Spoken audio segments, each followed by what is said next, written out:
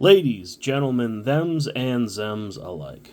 I am Dell, the delicious god, and I'm back with another episode of Dech Teck, where I'm going to talk about one of my weirder decks, one of my favorite decks. I don't play it as often because it does get pretty aggressive. It's mono blue, Toothy. Go ahead and zoom in, get the focus better. I run Toothy without per, and it's Toothy Imaginary Friend, 3 in a blue, Illusion. You could partner. I don't. When you draw a card, put a +1/+1 counter on it. When it leaves the battlefield, draw a card for each +1/+1 counter. It comes in as a 1/1. I just finished organizing cards. I did not write a script. I don't normally write scripts, so I'm a little off center where to start with this. But I like playing it. I have, as part of the promo for the pre-release, I have Per in another deck, and Toothy was just sitting there, and I figured, why not make a deck? It's a really cool Hobbs proxy. I like playing with multiple versions of the card, especially if it's a card that gets destroyed a lot. As you can see, this one says when it leaves the battlefield, so it's when it dies and or gets exiled or whatever. It's pretty neat. I can draw myself out. So the name of the game is trying to draw as many cards as I can, as fast as I can, and hopefully win. I do have a few win cons in here based around drawing. I have forward cards as well, which I'm going over here and getting my deck list up as my commander falls off. What did I do last time? It's been just long enough. Where did I put this? Gotta have the brand out. Let's put it like that. That works. I can see both. What was I saying? All about card draw, all about make it to end game. It also is pretty neat because Toothy can get pretty big and they just swing out. I have a few ways to make them unblockable. Well, I guess I have one major way. But I got some weird shenanigans, and if you're looking to build a Toothy Imaginary Friend deck, maybe get some ideas. So let's get into it. First off, my creatures. This is the modal creature. I don't know what we're calling it. Glasspool Mimic comes in as a copy of creature control. Also has the other side where it comes in as a tapped island, essentially. Tapped blue land, we'll say. Little ditto. Kind of gives away the rest of the theme of the deck. Just realized I have Beholding Unspeakable. I don't think this is in the deck anymore. I think I took the placeholder card out. It's a pretty neat card. I like the artwork of it. I like the other side where the real big beefy boy flying and trample. Kind of forgot I had it in there at some point, but anyway. So, name of the game, the other little sub-theme of this deck is making copies. Like that old Rob Schneider sketch, back when he was funny. Making copies of Toothy, usually. But there's some other stuff you make copies of as well. Anyway, Spark Double. Again, making a copy of Toothy or one of the 3 Planeswalkers I do have here, because I can also make copies of Planeswalkers. I got signed by the artist there, as you can see. But what's neat is draw a bunch of cards, make Toothy real big, make a copy, draw more cards, and just get whatever power toughness Toothy was before. Pretty much comes the same thing again whenever the new copy comes in. Chaomancer. Oh yeah, I didn't put these in order, did I? Yeah, well, we'll do it live. Chaomancer, getting a cast from my graveyard. My ancestors from the graveyard. Wait. Gosh, I hope I knew how to read. Return instant sorcery from your graveyard to your hand. For a minute, I'm thinking of Snapcaster Mage. Well, there he is. Snapcaster Mage gets to cast it for flashback, but getting some stuff back from the graveyard. Pretty neat. Lab Maniac, one of the win cons in the deck. One of my favorite win cons. It's one of those ridiculous things where it's in most of my decks that I can put in where I'm doing a lot of graveyard stuff, just in case I deck myself. Because I don't like losing to mill, especially if it's my own fault. If that makes any sense. But we got Jushi Apprentice. Jushi? I'm not sure if I'm pronouncing that right, so I'm going to stop saying it. 2 to blue, tap it, draw a card. If you had 9 or more cards in hand, flip it. I like these old style morph cards. We got Tomoya, the Revealer. 3 and 2 blue, tap it. Target player draws X cards versus X number of cards in their hand. Comes in as a 1/2 human wizard. becomes a 2/3 human wizard legendary. I don't get to do it too often. That the smaller half of it, and once people see what it does, it gets removed pretty often. Kami of the Crescent Moon. Got one of these secret layers that I love this art. I love the original art with a little butt crack, but he's out there to help me draw stuff, extra cards. I'm also doing a little group hug. Everyone else gets to draw cards too. I'm not that mean. Curiosity Crafter. No maximum hand size. Creature token you control does come as your player, draw a card. I'm making copies. They technically count as tokens sometimes. That's good for this deck, but mostly it's the maximum hand size. That's why it's in there. Clever Impersonator. Comes a copy of any non-land permanent on the battlefield. This is pretty cool to make a copy of Toothy, but I have some of my enchants and artifacts that are pretty useful. Being able to make copies of those for extra value. So it's a lot of fun. Triskaidekaphile. No maximum hand size again. At the beginning of my upkeep, if I have exactly 13 cards in my hand, I win the game. WinCon, I've yet to see happen for myself. I think since then there's a new promo copy of this. I like this cut version of the art. It's pretty neat. Also for 3 and a blink and draw a card. Have yet to win with that card. It's like on, not quite a bucket list, but something I would like to do someday. We got Kefnet the Mindful. Flying indestructible. Can't attack or block unless I have 7 more cards in hand. 3 and a blue, draw a card. Then you return a land from your control to its owner's hand. Thassa's Oracle, everybody's favorite. WinCon, and its battlefield. WinCon everyone hates, but I don't do anything. Usually when I play with this card, it's usually in there because it's a Lab Maniac. But people hate this card more than Lab Maniac. Go figure. But enters the battlefield, look at top X cards in my library, where X is devotion to blue. Put on top of your library, and the rest in the bottom in a random order. And if X is greater than or equal to the number of cards in your library, I win the game. And it's usually just in there for me not losing the game. Does that make sense? But once it's on the battlefield, it doesn't do much anyway, right? Cinder Split is one of those neat modal cards where kind of has that interesting looking what's his name, old 60s 70s comics. Ryan would know. I like the design of this one better, but it has a partner. Don't have the partner in here. Beginning of my combat, I flip a coin to I lose a flip. When a player wins a flip, draw a card. It's in there because I like the art. I like the card. I like the card draw. Homunculus Horde is probably the newest card in the deck, I think. Recently added. I draw a second card each turn, create a token that's a copy of this creature. I haven't got to do much with it. I haven't played this deck too much in the past few months, really. But it's in here because that second card draw. So every turn, I can draw 2 cards. I get a copy of this guy. And every copy gets a copy. Sort of like, God, what's the little bug?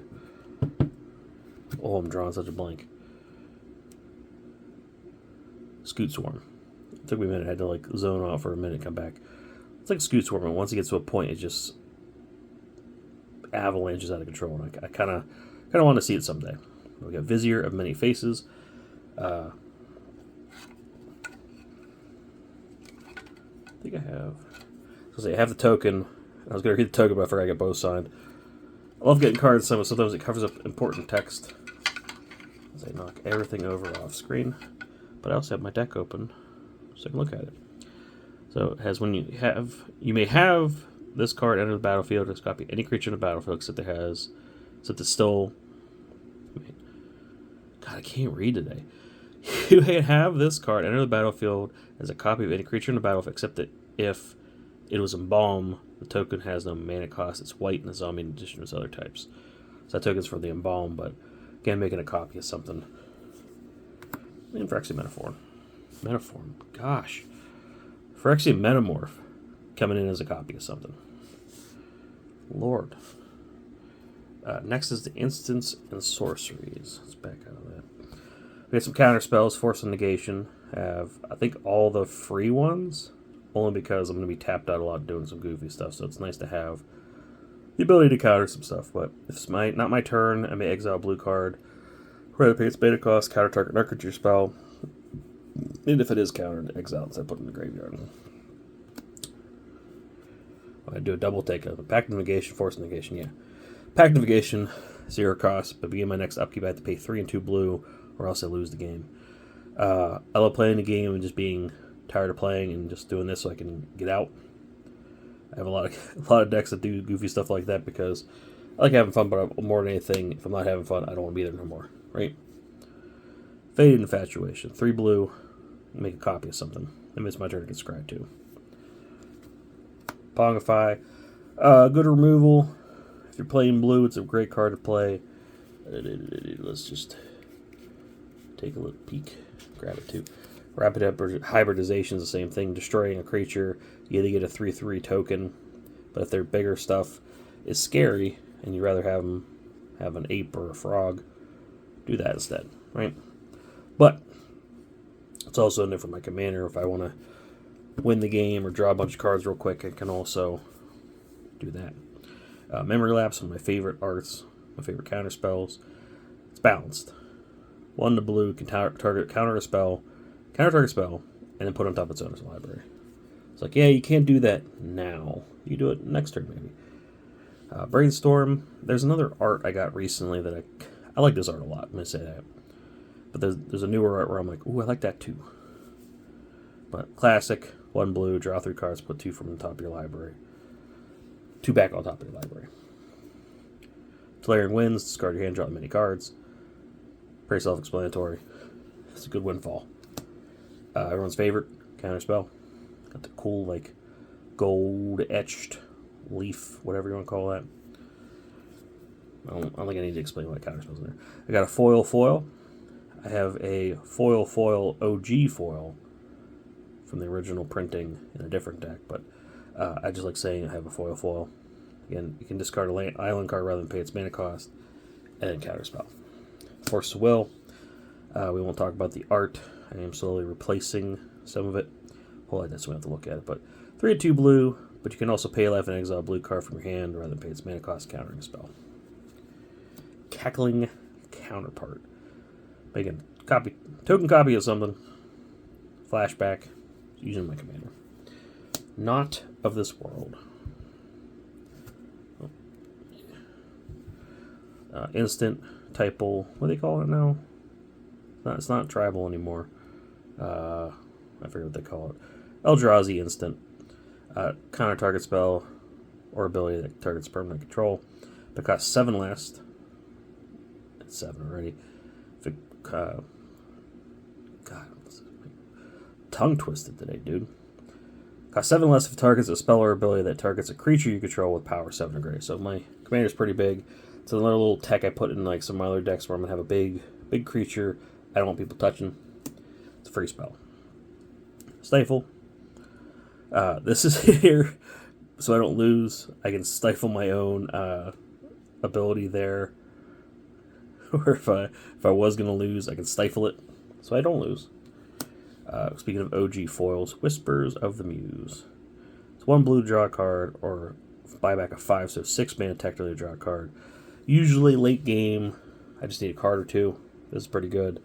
But if I have a bunch of mana to dump into it, it's also pretty fun. Blue Sun's Zenith, of course. Bring up the English. Is just target player draws X cards, shuffle back into his library. I knew that, but I just wanted to make sure. Getting card draw, if I have a bunch of mana to dump into it, it's pretty fun. Flux, each player chooses and discards any number of cards and draws that many cards, and then has the added ability to draw a card. Of course, signed by the very kind Richard Kane Ferguson.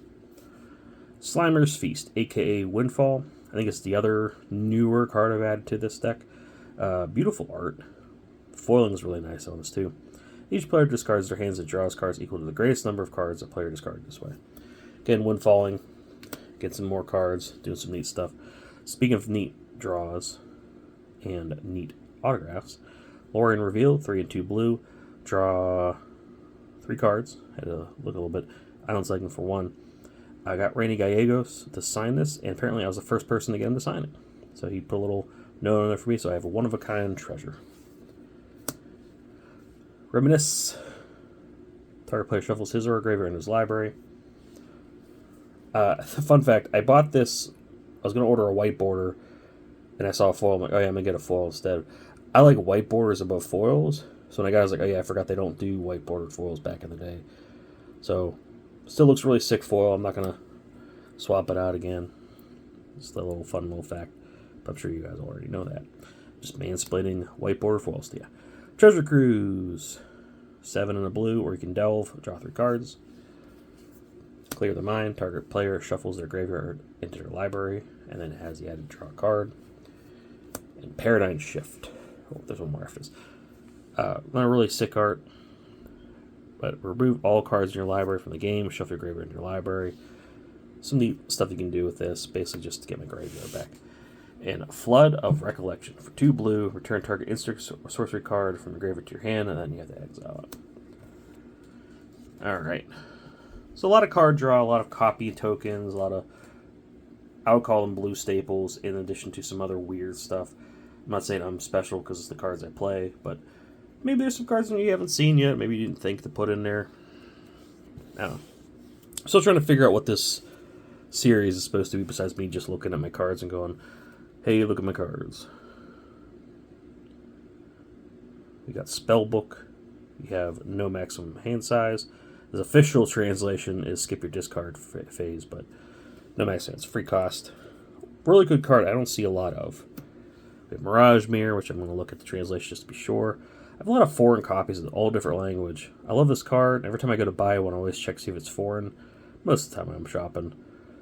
But I always forget the exact wording. So for 3, you pay 2, becomes a copy of target artifact, creature, enchantment, or land until end of turn. So again, making copies of stuff that I could use. Need 2 of. I do like waiting till my phase for I'll show you later.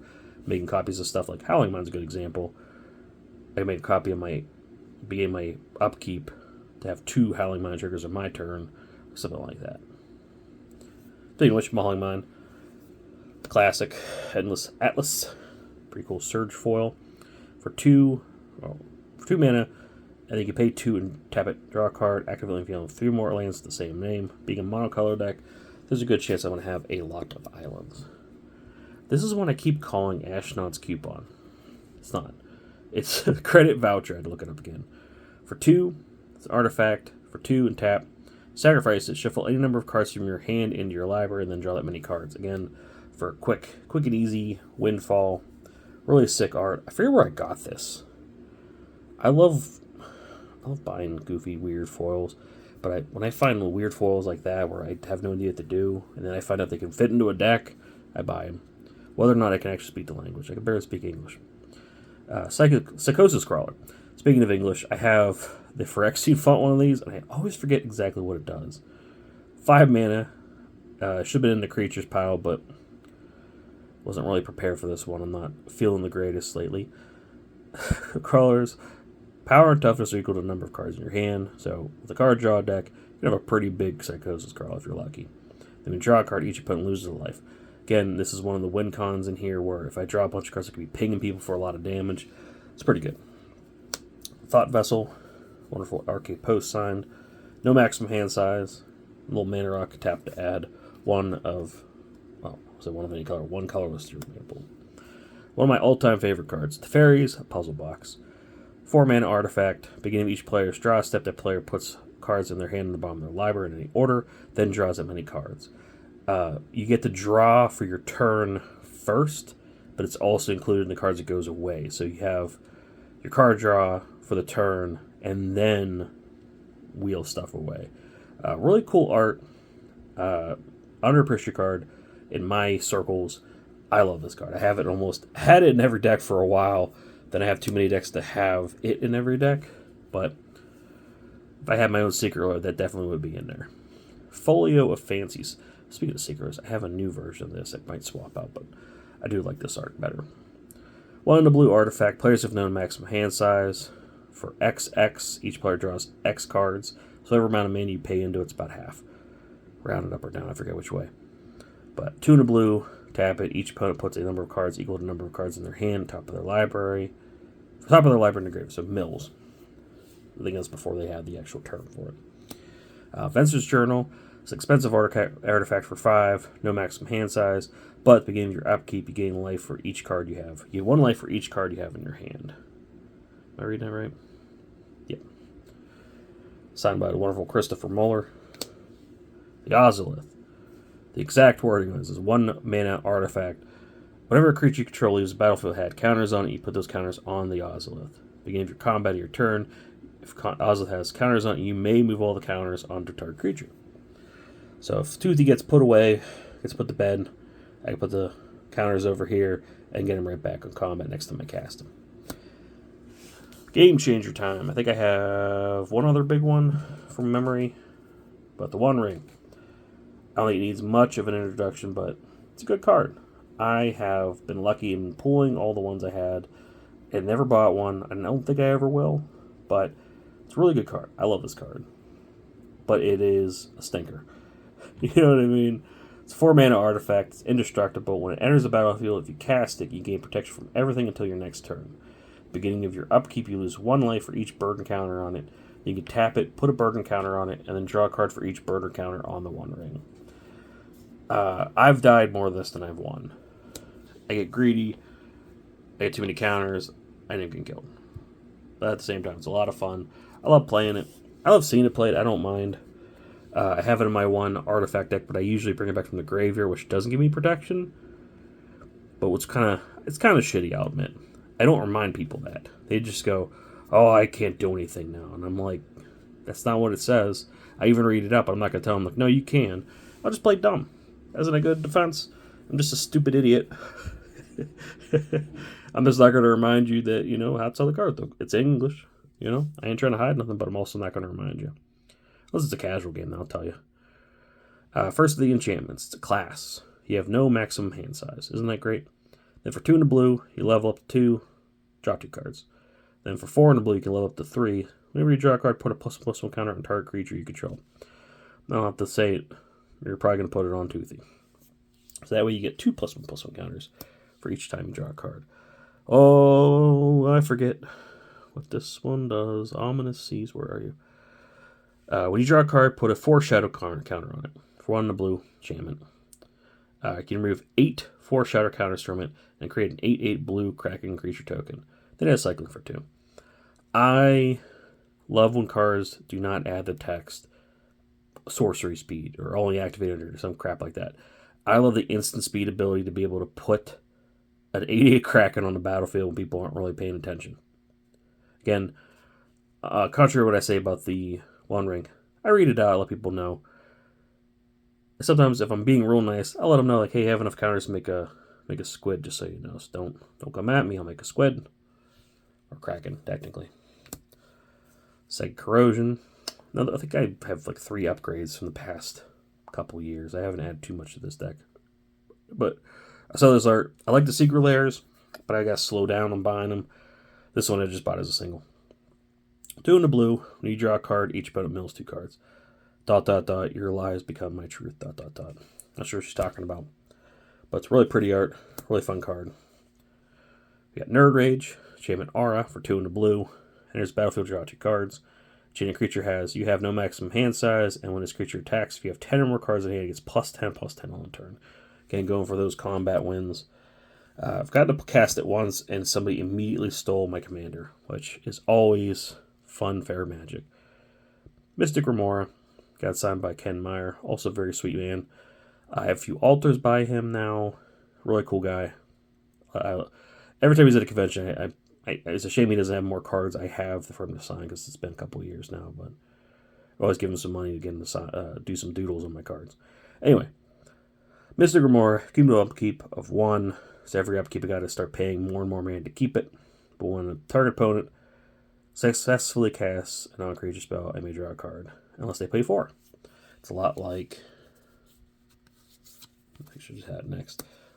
The other game changer ever, Unstable Harmonics, aka Rhystic Study. Every time an opponent casts a spell, you may draw a card unless they pay 1. A lot of cards drawn in this deck. I was proud to finally find a different version of this card for art reasons. I won't get too far into it, but I don't think I have to explain Rhystic Study. I'm one of those guys that never pays tax. I don't give a shit. Get your card draws. Teferi's Ageless Insight. 2 and 2 blue. You would draw a card except the first one you draw on each of your draw steps. Draw 2 instead. This usually helps out with the unstable homunculus. Drawing 2 cards will be the second card each turn, right? But Dictative Crewfix, again, flash, 1 and 2 blue, draw an extra card, and you draw a step. But everybody gets to do it. It's pretty good when you have the Mirage Mirror out. You can make a copy of it at a certain point. To draw extra cards, you can make a copy of your Dictate or your Heuristic Study on your upkeep. So it's that way when you get to your draw step. And then you can pay 2 again and make a copy of something else if you want to switch to something else at that point. You know what I'm saying? Like, get past your draw step, go to your main phase, pay 2 mana, and make it a copy of something else. Do something else with it. I love Mirage Mirror. If I had a Secret Lair, that'd probably be one of the cards I put in it. But anyway, speaking of cards, 3 Planeswalkers. They're all Jace. Spoiler alert.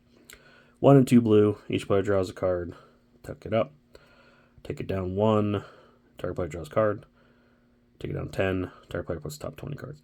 It's going to be ticking up. I always like to be honest, people, when I'm playing Planeswalkers. I don't play too many in my decks, but I like to be honest where it's like, it's going to be out, it's going to be doing this one thing. I'm not going to be tempted to do much else with it. I don't think I've, outside of, I want to say standard, but modern, probably more likely, casual, 60 card, I've done that. Commander, I'm not doing it. That's kind of mean. I'm just going to keep making everyone draw cards. Jace the Mind Scalper. Oh, I can't talk today. Mind Sculptor. 2 and 2 blue. Again, doesn't really need introduction. I don't know. But I'm doing the 0 ability each time. I don't really care about the rest of it. Look at the top 2 cards. Returning creature from the blah, blah, blah. I like the card draw. I'm drawing cards. It's Brainstorm on a stick. Then last but not least for the Planeswalkers, Jace, Wielder of Mysteries. 1 and 3 blue. If I would draw a card while the library has no cards, I win the game. Then target player most 2 cards, draw a card. I don't really do that. I'm trying to remember. I've had this out a few times, but usually I try to cast this when I'm going to draw myself out. I'm not really doing the abilities too much. But, yeah. Either way. Usually when I'm milling, it's Psychic Corrosion. You know what I mean? On to, call them utility lands, I think. Mystic Sanctuary. It's an island. Enters battlefield, tap unless I control 3 or more islands. They may put a target instead of sorcery card from a graveyard on top of the library. Easy peasy. Arch of Orazca has Ascend. Tap for colorless. And if I have the city's blessing, I draw a card. 5 mana. Not the best, but it's something. Otawara Soaring City. Beautiful card. Makes it look like a Star Destroyer a little bit. Legendary land, you can tap for blue, but for channel, for 3 and a blue, you can return target artifact, creature, enchantment, or planeswalker to its owner's hand. Costs 1 less to activate for each legendary creature I control. It's a nice little tech in here where I can return Toothy to my hand if I want to draw a bunch of cards, or somebody's doing some sort of shenanigans. I want to get rid of something of theirs, you know. Teleria. I love these old, I don't know what you want to call them, legendary lands, but the blue one's fun. Tap for blue, and during upkeep, remove the banning or bans with other ability from target creature. It's in there for blue. Comes in untapped. It's a real pretty old school art. I love these cards. I like the black one too, Urborg. Not the famous Urborg, but just Urborg. Yeah. Seat of the Synod. Artifact land, tap for blue. It's a blue deck, I put it in there. Bonder's Enclave. Tap for colorless or 3 and tap. Draw a card. Activate if you control power creature, power 4 or greater. Usually it's Toothy. High Market. Again for the quick commander removal. Tap to sacrifice a creature, gain a life. Just get rid of my creature. Reliquary Tower. I don't think I have to introduce it. No maximum hand size. If you're playing a card draw deck, highly recommend. My little Hobbit hole. I think it's funny that Toothy is going to be huge and be squeezed through this little hole, be unblockable time of turn. If you want to go for the combat stuff, pretty good card to have. I got the little Hobbit hole on this one. I think I meant for this to go into a different deck, but I couldn't find it for this deck when I first started upgrading it. But I don't know, something about it. I play a lot of Carry On for the PC. And I just imagine the big slimy tooth monster sliding through a little tunnel. It just makes me laugh. Cephalic Coliseum. Tap it, add a blue. Does 1 damage, but you can also sacrifice it after paying a blue and tapping it. That target player draw 3 cards and discard 3 cards from his or her hand. Again, card draw. Pretty good card. Academy Ruins, another pretty famous one. Taps for colors for 1 in the blue. Put target artifact card in your graveyard on top of your library. Switch in there for my mana rocks, or my card draw rocks, rather. Got a non-basic land that's also a artifact. I don't know if I've ever used it for that, but it's nice if somebody blows up my Howling Mine or something else, I can get it back. And one of my favorite lands, War Room. Again, third time in this video. If I had a secret lair, I'd probably put a copy of War Room in there. Pay 3, tap it, at pay life equal to the number of colors in current miner's identity. It's 1. So 3, tap, pay 1 life, draw a card. Pretty good. Then on to the basics. I have my list up. What is it? 24 islands it should be. And you know me, I don't like picking one art and sticking to it. I have a bunch of different arts by a bunch of different folks. Rebecca Guay, this is Yung Hao Han, John Avon, who just retired recently. Full text. Sam Burley, Pokemon Energy 1. The Ha Funny Boner Island. Anthony Waters, Richard Wright, Scott Bailey. Old school foils are always fun for me. I think the last one here was, if I saw right. Yeah. I love those. J.W. Frost. Name sounds familiar. Sounds like an author name. Pretty neat foils. I got some real special ones like Mark Tidding. My favorites. Post Malone did one. I got Bob Ross, Mark Poole, John Avon, Jonas Rio, another Bob Ross. I like these. Anyway, that's my mono blue card draw deck. As I'm starting to lose my voice, rambling on for jeepers, a half hour now. Maybe there's some stuff in here you hadn't think to play. Maybe there's some stuff you have. Maybe I don't know. Maybe I inspired you to build your own deck where you don't need both halves of the commander. You know, sometimes mommies and daddies get divorced. They're not always together. It's fun to build something different. A little challenge, you know? And like I said, I started this back in the day because I had this card floating around. And I'm like, I don't have a deck it could fit in. And not that I felt bad, it was lonely. I'm like, what if I just did a mono blue, like blue, good value blue deck as I knock everything over. You know? That's where it came to be, and that's where it's at now. And I like it. It's been fun playing. It's been pretty aggro. Oh yeah, got some themed tokens. I got a copy card. It's Meatwad given a finger, and I have this. I found in the collection. It's just Luke's hand from Star Wars. Oh, sleepy. What'd you guys think? Like I said, one of my favorite decks. I don't get to play too often. Some of these decks balloon in cost over time. There's a lot of fanciness in this deck. I just added to. Drawbacks are minimal. Over time, like I'm not sitting there dumping hundreds of dollars in deck just building it. It's just having it for long enough and trading up and finding stuff and finding good deals and having store credit and what have you. I like building decks like that. Just over time, seasoning the skillet and coming out with a deck I probably should sell to pay off some credit cards. You know what I mean? Anyway, that's been Toothy. Stay tuned for more deck techs. I'm going to be recording one right after this one for another deck I like. Mono white this time, making tokens and the battlefield stuff. I don't know what to say, but stay tuned for that. See you guys around some other time, and as always, love you.